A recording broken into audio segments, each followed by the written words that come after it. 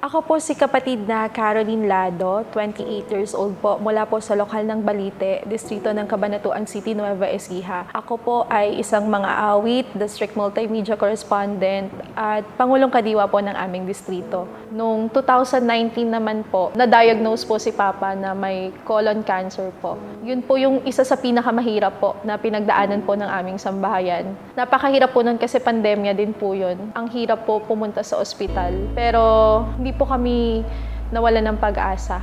Nagpatuloy po kami na manalig po sa Panginoong Diyos po. Isa po sa pinagpapasalamat ko po sa tagapamahala ay yung pagtuturo po niya na maging positibo po. At dahil nga po sa mga pagdalo po namin sa aktibidad, doon po namin nakalimutan po yung mga pagsubok. Kumbaga naging positibo po kami sa pagharap po namin sa araw-araw. Ngayon po, nagpapasalamat po ako kasi si Papa po, 5 taon na po siyang nakasurvive po sa pagkakaroon po niya ng colon cancer. Meron na rin po kaming maayos na tahanan na tinitirahan po ngayon. At masasabi ko po na malayo na po kami sa buhay namin noong nakaraan. Yung mga bagay na hindi po namin nararanasan noon, ngayon po ay nagagawa na po namin bilang isang pamilya.